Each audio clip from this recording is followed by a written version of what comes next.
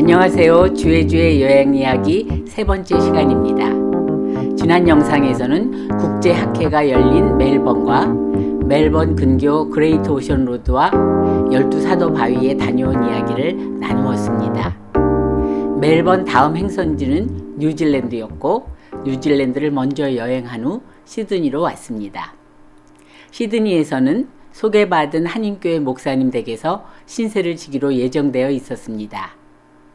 공항에서 한인교회 사모님과 연수차 시드니에 와 계시던 여자 목사님 한 분이 저를 기다리고 있을 거라는 이야기를 남편으로부터 국제전화를 통해 전해 들었기에 저는 공항 출국장을 나오면서 외국인들 무리 속에 한국인으로 보이는 두 여자분이 있길래 옳거니 저분들이구나 싶어서 카트를 끌고 활짝 웃으며, 제가 워낙 크게 잘 웃잖아요. 그분들 앞으로 씩씩하게 걸어갔습니다.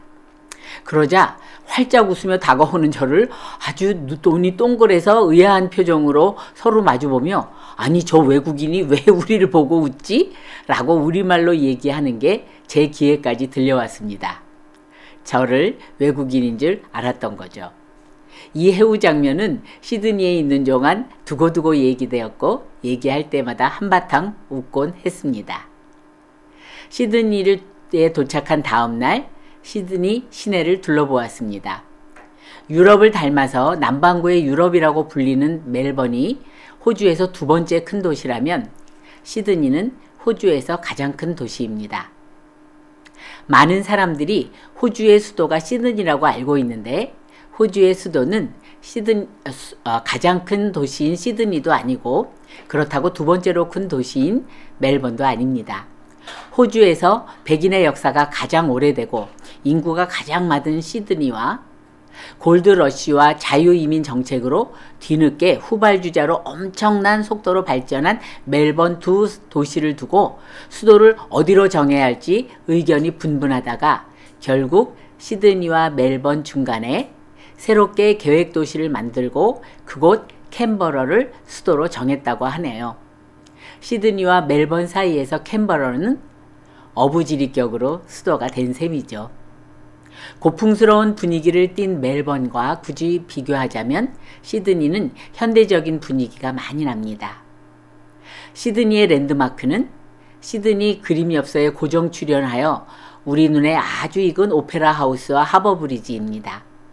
오페라 하우스는 하얀 돛을 닮은 것 같기도 하고 조개 껍질을 닮은 것도 같은 아름다운 외관 덕분에 세계에서 가장 아름다운 건축물 하나로 손꼽히며 건축의 명작이라고도 불립니다. 공사 기간이 무려 16년이 걸렸다고 하는 오페라 하우스는 2007년 유네스코 세계유산에 선정되었다고 합니다. 하버 브리지는 세계에서 두 번째로 긴 아치형 다리로 오페라 하우스와 함께 시드니의 랜드마크입니다. 상징성은 물론 기차 선로와 차도, 자전거도로, 도보가 함께 있어서 시드니 시내와 노스 시드니를 연결하는 중요한 역할을 합니다. 무엇보다 인상적이었던 것은 하버 브리지를 직접 오르내릴 수 있는 브리지 클라임 액티비티가 있다고 하는데요. 물론 공식 가이드가 반드시 있는 상태에서만 가능하며 요금은 좀 비싸고 바람이 심한 날은 할 수가 없겠죠. 시드니에서 지낸 두 번째 날은 시드니에서 서쪽으로 약 60km 떨어진 곳에 위치한 블루 마운틴에 다녀왔습니다. 이곳은 산악 국립공원으로 유칼리 나무로 뒤덮인 해발 1100m의 삶 고원입니다. 블루 마운틴이란 이름은 멀리서 보았을 때 신비로운 푸른 빛을 띠고 있기 때문에 붙여진 이름입니다. 이 푸른 빛은 그곳에 서식하고 있는 무려 91종이나 되는 다양한 유칼리 나무들이 주종을 이루는 숲에서 나오는 증발된 유액 사이로 태양광선이 통과하면서 파장이 가장 짧은 푸른 빛을 반사하면서 생긴 것이라고 합니다. 특유의 푸른빛과 가파른 계곡, 폭포, 기암 등이 빚어내는 아름다운 경관으로 블루 마운틴은 2000년 유네스코 세계 자연유산으로 등록되었습니다. 블루마운틴 국립공원에는 새 자매봉이 유명한데 새 자매봉은 비슷한 세 개의 사암바위가 솟아난 형태로 서 있는데 주술사가 마왕으로부터 새 자녀를 보호하려고 돌로 만들었다는 전설이 내려오고 있습니다. 또한 에코포인트에서는 가장 가파른 지역을 달리는 열차로 기네스북에도 올라있는 최대 경사면이 자그마치 52도에 이르는 협곡을 달리는 궤도 열차를 타고 협곡 깊은 곳까지 구경할 수 있습니다. 이 블루마운틴은 시드니에서 하루 코스로 다녀올 수 있지만 블루마운틴의 신비로운 푸른빛은 아침에 선명하다고 하니 그곳에서 숙박을 해야만 볼 수 있을 듯 합니다. 또한 시드니는 세계 3대 미항 중에 하나입니다. 여러분은 세계 3대 미항이 무엇인지 알고 계시죠? 세계 3대 미항은 이탈리아의 나폴리, 브라질의 리우데자네이루, 그리고 오스트레일리아의 시드니입니다. 글쎄 제가 기억하는 게 명확한지는 잘 모르겠지만요. 제 기억에 의하면 세계 3대 미항에 들어가려면 첫째, 태풍이 없을 것, 둘째, 수온이 차이가 없이 고를 것, 셋째, 바다 비린내가 없을 것 였던 것으로 기억합니다. 이처럼 시드니가 미항 중에 하나인 까닭에 시드니 바로 가까이에 비치가 많습니다. 맨리 비치, 본다이 비치 등 유명한 비치들이 많고 심지어 누드 비치도 여럿 있다고 합니다. 서울로 돌아오기 전날 전공이 같아서 서울에서 몇 번 만나뵌 적이 있는 대학 7년 선배님과 연락이 다 만났습니다. 선배님은 저를 차에 태우고 시드니에서 가장 가까우면서도 가장 유명한 본다이 비치로 데려가셨습니다. 본다이라는 말은 원주민 언어로 바위에 부서지는 파도라는 뜻이라고 하니 벌써 이름만 들어도 파도가 꽤 세서 서퍼들이 애정하는 비치겠구나 라는 짐작을 하실 수가 있죠. 비치에 도착하자 선배님은 가게에서 영국처럼 호주의 대표적인 음식 중에 하나인 피시앤칩스를 사오셔서 같이 해변 모래밭에 앉아 이야기 저야기를 나누었습니다.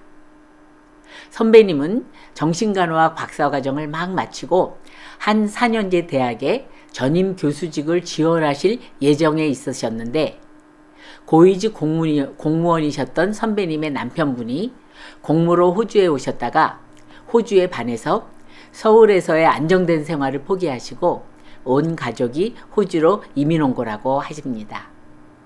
시드니에서 정신과 간호사로 일하고 계신 선배님은 우리나라 간호 현실을 잘 알고 계시기 때문에 우리나라와 사뭇 다른 호주 간호에 대한 많은 이야기를 해주셨습니다. 하지만 선배님이 하신 말 중에 제 가슴에 턱 하고 와서 박힌 건 다름 아닌 죄주 Life is short not to enjoy.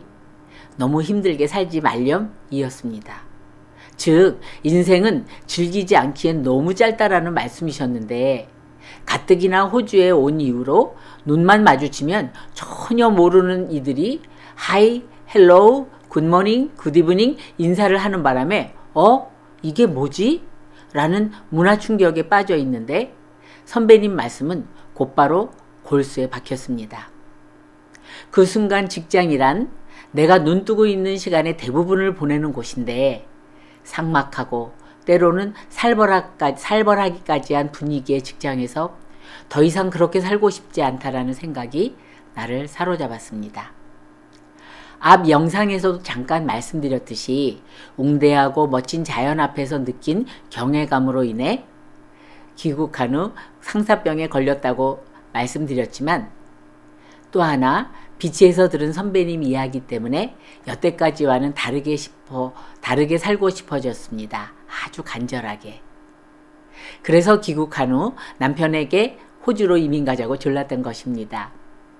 전에 말씀드렸듯이 나라 사랑이 유난한 남편 때문에 이민은 불발되었지만 결국 호주를 다녀온 2년 후인 18년 몸담고 있던 직장을 저는 그만두게 됩니다. 본다이 비치에서 들은 선배님 이야기가 불씨가 되었던 것입니다. 병원을 그만두고 잠시 쉬다가 다시 들어간 직장 또한 병원보다 결코 녹록지 않았지만 본다이 비치에서 들은 Life is too short not to enjoy가 싱가포르를 다녀오면서 가졌던 세계 여행의 꿈을 소환하여 그 이후로는 죽어라 하고 여행을 다녔습니다. 호주에서 1년, 미국 여행 3개월, 혼자서 프랑스 배낭여행 49일 등등 짧게 거친 나라까지 치면 한 30개국을 다녔던 것 같습니다. 그렇게 정신없이 다녔더니 이제는 좀 해갈이 되었는지 요즘은 여행보다 이렇게 유튜브 녹화하는 게 더 땡기는데요. 이렇듯 생각지도 않게 간 호주에서 한 해변에서 들은 Life is too short not to enjoy가 저의 인생을 바꾸었습니다. 여러분도 저처럼 여행에서 삶의 전환점을 가졌던 경험이 있으신가요? 이처럼 여행은 삶의 전환점을 가져다 주기도 합니다. 다시 한번 조용히 되뇌어 봅니다. Life is too short not to enjoy. 오늘은 호주 두 번째 이야기 시드니 편이었습니다. 감사합니다.